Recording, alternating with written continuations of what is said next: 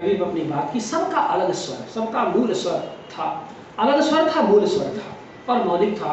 और आप देखेंगे कि जब YouTube पर यह अपलोड होगा, मुझे लगता है कुछ अपलोड हो गया होगा, तो आप खुद स्थायी रूप में वहाँ पर आप उसे सुन सकते हैं, आप उसे पढ़ सकते हैं, उसे देख सकते हैं। एक बात मैं क्योंकि अभी एक जिसमें विशेषज्ञ के रूप में कमलेश जी भी बैठे हैं, हम लोग का एक थोड़ा सा कुछ प्रयोजनमूलक दायित्व भी इसके बाद है, इसलिए समय बहुत नहीं है, मैं अपनी बातें संक्षेप में कहने की कोशिश करूँगा। अब आज नागार्जुन की 111वीं जयंती भी है, ज्येष्ठ पूर्णिमा, और कबीर की 624वीं जयंती है।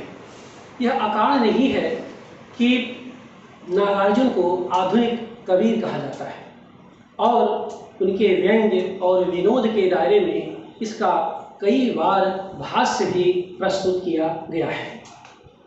जो तलखी है, जो व्यंग्य है, जो विनोद है, जो तेवर है, वह उस तेवर का कवि अगर आधुनिक हिंदी कविता में कोई हुआ तो नागार्जुन ही है। फिर उनका विकास, उनके साथ उसके पहले आप निराला को जोड़ सकते हैं, आगे मुक्तिबोध को जोड़ सकते हैं, फिर बहुत सारी परंपराएं विकसित हुई, वह एक अलग मुद्दा है।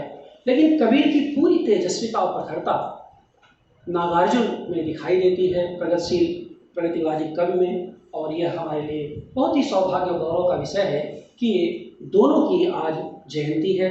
इस कारण से कबीर के माध्यम से, कबीर के जनपद के माध्यम से हम नागार्जुन के जनपद की भी आज याद करते हैं, उन्हें भी हम अपना समवेत प्रणाम भेजते हैं या प्रेषित करते हैं। अब कबीर के जनपद पर जब चर्चा होती है, बहुत सारी बातें होती हैं, बहुत सारी बातें इसमें आ भी गई हैं, तो उसमें सबसे पहले मुझे यह बात यहाँ दर्ज करनी है कि कबीर की चेतना मूलतः जनपदीयता लिए हुए चेतना बनती है। वे शिष्ट पद की जगह जन पद के कवि के रूप में मेरे सामने आते हैं। पहली बात तो ये कहना चाहता हूँ। अब जब मैं शिष्ट पद से जनपद की बाइनरी बनाता हूँ कमलेश जी, तो वह संस्कृत बनाम भोजपुरी भाषा की बाइनरी में कुछ बात रखना चाहता हूँ, क्योंकि शिष्ट पद की भाषा संस्कृत भाषा थी जो कबीर को विरासत में मिली हुई थी, लेकिन कबीर ने जिसका इनकार कर दिया, इसका निषेध कर दिया। उन्होंने लोक भाषा के रूप में बनारस में रहते हुए भोजपुरी भाषा, क्योंकि यह बिल्कुल उनकी कविता का जो मूल स्वर है वह भोजपुरी जनपद है, भोजपुरी भाषा है। जाहिर सी बात है कि कबीर ने बहुश्रुत थे, बहुत सारी जगहों पर हो गए, बहुत सारी यात्राएं की, तो अन्य भाषाओं का बहुत प्रभाव से आप सदुपरी भाषा करते हैं। लेकिन काशी में रह करके जिस भाषा का उन्होंने आलिंगन किया, जिस भाषा में लिखा, इस कारण से मैं कहता हूँ कि भोजपुरी अध्ययन केंद्र आज जो यह आयोजन किया है, इसे करना चाहिए था और इसका हक था। और यह हमारे लिए बिल्कुल गर्व और गौरव दोनों का विषय है कि ठीक है, वह जून में ही पैदा हुए तो क्या पड़ता है, थोड़ी गर्मी ही सही, हम लोगों ने गर्मी को सह करके लह करके इस आयोजन को यह स्वरूप दिया, जिसमें हमारा सभागार ठसाठस भरा हुआ है। और इतनी बौद्धिक जिस तरह की टिप्पणियाँ, जिस तरह की बातें इन विद्वानों के माध्यम से आपने सुनी हैं, बहुत दूर भी जा करके और बहुत व्यवस्था में जा करके जो बड़ी ऑर्नामेंटल खूब रुपए पैसे वाली संगोष्ठियाँ होती हैं, यह संगोष्ठी तो केवल चाय पिलाने वाली संगोष्ठी है, चाय पर ही आपकी चर्चा हम लोग कर रहे हैं। उनमें भी इस तरह का, जहाँ आप भारी भारी विद्वानों को आप बुला करके बैठा लेते हैं, उनमें भी इतनी बहुआयामीता, इतनी बहुरंगीयता नहीं दिखाई देगी। यह यकीन मैं अपने छात्रों के सामने रखना चाहता हूँ, क्योंकि यह बहुत ही और कबीर की जो बहुरंगीयता थी, जो बहुआयामीता थी, जो बहुस्वरता थी, उस स्वरता की आज संघनित अभिव्यक्ति इस मंच से जैसी हुई है, वह हमको बहुत ही आह्लादित करती है, बहुत ही अभिभूत करती है।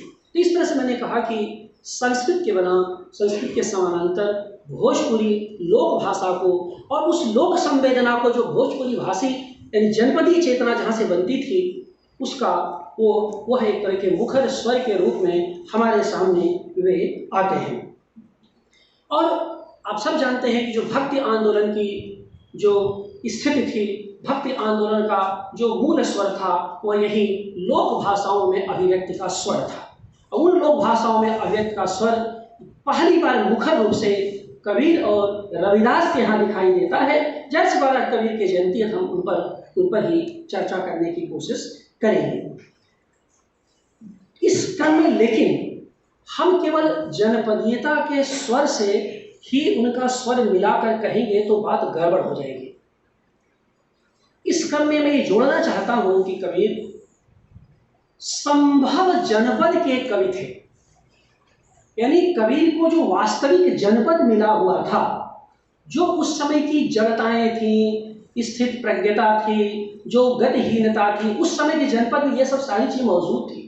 कबीर ने उस वास्तविक जनपद का अपनी भाषा के माध्यम से, अपनी कवित्व के माध्यम से निरंतर निषेध किया, निरंतर रूपांतरित किया, निरंतर बदलने की कोशिश की है। इसीलिए मैं वास्तविक जनपद की जगह संभव जनपद का कवि के रूप में उन्हें आज के दिन याद करना चाहता। और जब मैं संभव जनपद की बात करता हूं तो मुझे उनके अमर देशवा का, अमर देश की जो अवधारणा, जो यूटोपिया है, वह बार बार याद आती है। उस जो अमर देश की जो यूटोपिया है, उस अमर देश की यूटोपिया में आप देखेंगे कि जो वो उनका पद है, वो पद मैंने नोट किया है, 2 पद उनके अमर देश पर, उसका मैं चर्चा नहीं करूँगा। लेकिन जो वास्तविक जनपद से जब संभव जनपद की बात करते हैं तो उस जनपद में आप देखिए जो वास्तविक जनपद क्या था। जैसा कि प्रभात ने बहुत सही कहा कि जनपदीयता के अध्ययन में भूमि, जन और उसकी संस्कृति, ये 3 तत्वों का समावेशन होता है। इसलिए हम लोग यहाँ पर अध्ययन अध्यापन भी करते हैं। लेकिन भूमि, जन और उससे बनी जो संस्कृति थी, वो संस्कृति बहुत जटिल थी, यथा स्थितवाद की शिकार थी, जड़ थी। कबीर ने उसे स्वीकार नहीं किया। कबीर को जहाँ भी ऊर्ध्वमुखी गति में, उनकी तेजस्विता की आंच में जो भी रोड़ा और अवरोध उत्पन्न किया, कबीर ने उस पर आक्रामक रूप से हमला किया। और ये बात सही है कि कबीर ने अपनी भाषा के लिए 2 रूप उस समय तय किए थे। एक तो ईश्वर की अवधारणा में, ईश्वर की नाम रूपी अवधारणा, और दूसरे स्त्री का स्वरूप। उनके नारी विषय जो भी विवश हैं, जो भी स्थितियां हैं, उनसे हम लोग सहमत कई बार नहीं हो पाते, क्योंकि उसमें असहमत, हर जगह नारी को माया के रूप में ही देखते हैं। मैं भी एकदम सहमत नहीं हो पाता, क्योंकि नारी कोई, उस जनपद की नारी एक सशक्त और तेवरपूर्ण ताकत है, एक क्षमतावान चरित्र है। इस पर कबीर का ध्यान जाता ही नहीं। उनको लगता है कि वह एक अवरोध उत्पन्न करती है और माया के दायरे में देखते हैं। वह तो उनकी जो एक तरह का अद्वैत की जो परंपरा मिल रही थी, जो हमारे वैदिक कर्मकांड की जो परंपरा मिल रही थी, शायद उसका कुछ असर रहा। लेकिन कबीर ने ईश्वर के नाम रूप को आधार बना करके ईश्वर की अवधारणा को पूरी तरह से बदल दिया। इस नाते करुणा और प्रेम की अवधारणा के दायरे में भी अगर आप कबीर की चर्चा करेंगे, उनके जनपद की चर्चा करेंगे, तो भी आपको उनके राम नाम की अवधारणा को सोचना ही पड़ेगा, उनके ईश्वर की अवधारणा पर बात करनी ही पड़ेगी। जैसा कि कमलेश जी ने पूरी मजबूती से, उसमें संकोच करने वाली बात ही नहीं है। बिल्कुल सही कहा उन्होंने, कमलेश जी ने, कि पुरोहित और सामंत को एक साथ गड्ढ-मड्ढ करने की जरूरत नहीं है। उनका सामंतवाद नहीं, पुरोहितवाद उनके आलोचना का, उनके विरोध का मुख्य लक्ष्य तंत्र विकसित किया था, वह एक बहुत ही उनके लिए स्वीकार्य नहीं था।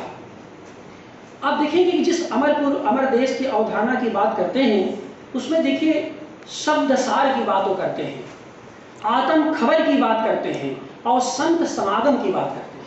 ये 3 तत्व बहुत मूल्यवान हैं। और उनका जो अमर देशवा वाला वो है कि 2 पद उनके हैं कि जहाँ से आयो अमर वह देशवा, पानी न पान धरती अकसवा, चांद न सूर न रैन दिवसवा। वह लंबा है।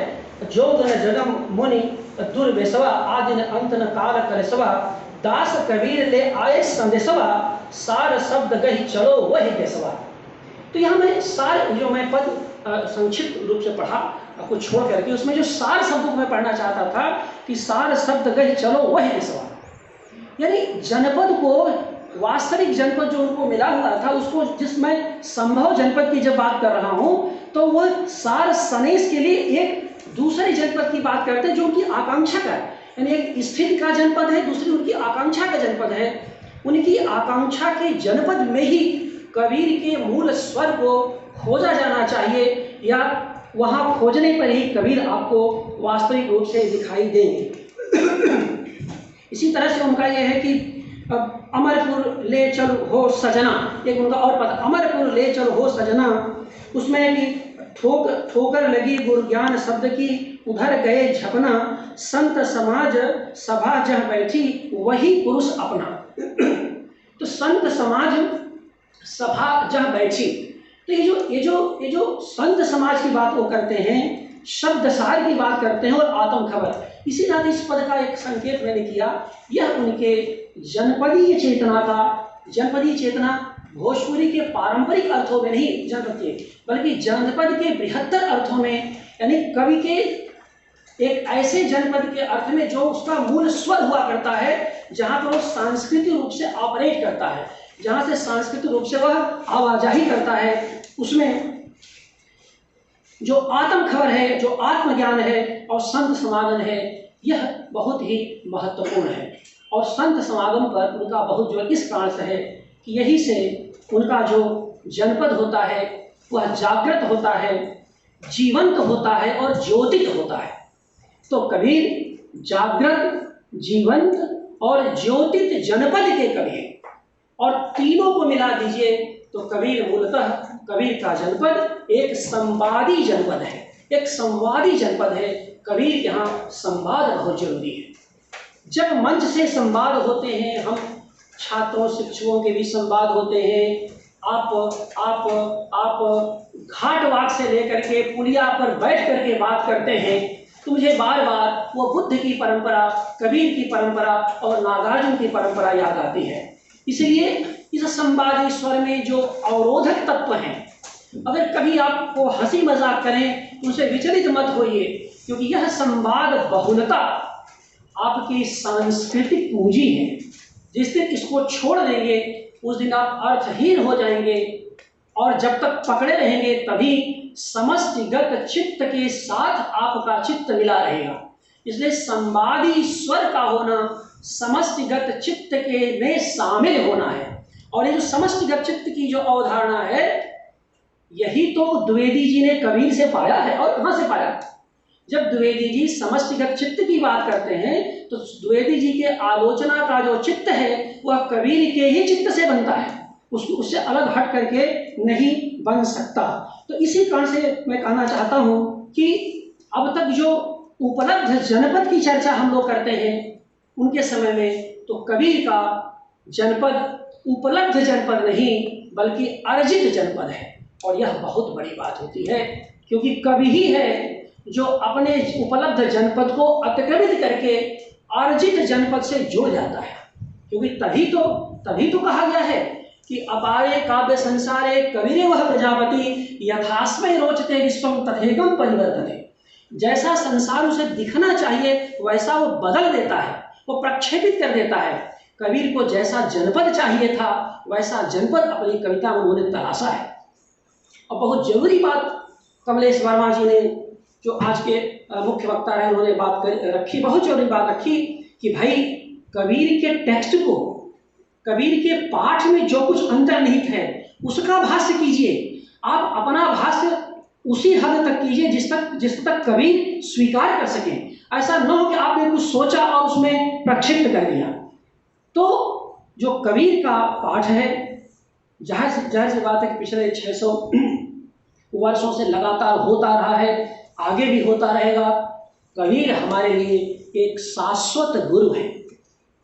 जैसे उन्होंने राम से सीखा, राम नाम से सीखा, राम नाम रूपी शब्द ब्रह्म से सीखा, वैसे हम सब भी कबीर की परंपरा के वारिस हैं। हम सब भी, कबीर का मतलब ही श्रेष्ठ होता है, हम सब भी कबीर के नाम से सीखते हैं, कबीर से जुड़ करके अपने को गौरवान्वित करते हैं। समय और अवसर बाइनरी में सोचने का नहीं है। कबीर अपनी जगह है, तुलसीदास अपनी जगह है। वो अलग मुद्दा है कि कैसे क्या रहा क्या नहीं रहा। दोनों ने अपने समय को प्रभावित किया और हमारे समय तक उनकी दोनों की प्रासंगिकता बनी हुई है, लेकिन दोनों का जनपद अलग है, यह हमें नहीं भूलना चाहिए। दोनों की का जनपदीय स्वर अलग है। तो कबीर का जो जनपद है वह एक तरह का अर्जित जनपद है। और इसी रूप में बार बार आप देखें उनके अनभय सांचा पर हम लोग बहुत बात करते हैं। सत्य प्रकाश जी ने भी, प्रभात जी ने भी, विंध्याचल ने भी उनके अनभय सांचा की व्याख्या की। ये भी सही बात है कि उनके जो अनभय सांचा की जो है उसमें अनुभव का भी सच है और एक तरह का अभय का भी सच है। तो अनुभव का सच और अभय का सच दोनों, अनुभव का सच वास्तविक जनपद, ये अनुभव का सच था। अभय का सच अर्जित जनपद, कि वह कहूंगा, जैसे कमलेश जी ने कहा, जैसे विंध्याचल ने कहा कि वह कहूंगा जो मुझे अपील करेगा। यही तो स्वर, यही तो तार्किक बनाता है, यही तो विवेकवान बनाता है और यही तुलसी से कबीर को अलग करता है। तुलसी बहुत महान है, हम सब उनको प्रणाम करते हैं, उनकी भाषा से, संस्कृति से, और आप सब जानते हैं उस पर हम लोगों ने लिखा है, पढ़ा है, तो पुस्तक भी उपलब्ध है कि तुलसी के उत्तर पक्ष की जो रचनाएं हैं वो तुलसी के वास्तविक जनपद का पता देती है। अगर तुलसी के जनपद बात करना हो तो आप उनके विनय पत्रिका और बात का जो उनकी पुस्तक है कवितावली, उस पर आप विचार करिए, तब उनके जनपद पता चलेगा। रामचरितमानस को पढ़ के तुलसी के जनपद का पता कभी नहीं चलेगा, क्योंकि रामचरितमानस में तो राम का आदर्श से बहुत दबे हुए हैं और जहां भी राम के निंदा की संभावना बनती है वो पहले ही चाप देते हैं, ना आप मत बोलिए। वो तो आलोचना का तेवर ही वहां खत्म है, क्योंकि अगर आप बोल दोगे तो आपको गड़बड़ी होगी। मतलब जो भी उस समय का समाज था कि आप निंदा के भागी होंगे, आप मोक्ष आपको नहीं मिलेगा, वहां स्वर अलग है। कभी तुलसी का जनपद वो नहीं है। तुलसी का जनपद अगर है तो कवितावली विनय पत्रिका जनपद है, और तुलसी के इस जनपद को कबीर के उस जनपद से मिला के देखिए, तब आपको पता चलेगा कि दोनों का जनपद कहीं न कहीं एक जगह मिलता है, और वह है मुक्ति की अवधारणा। मोक्ष की अवधारणा नहीं, मुक्ति की अवधारणा अपनी संकीर्णता से, अपनी जड़ता से, अपनी वास्तविकता से, अपनी वास्तविकता की जो नकारात्मक प्रवृत्तियां हैं उनसे मुक्त करने की, जो मुक्त होने की जो चेष्टा है, वह बहुत ही जरूरी है। और यही कारण है कि तुलसी में, कबीर में गहरी प्रश्नावकुलता है।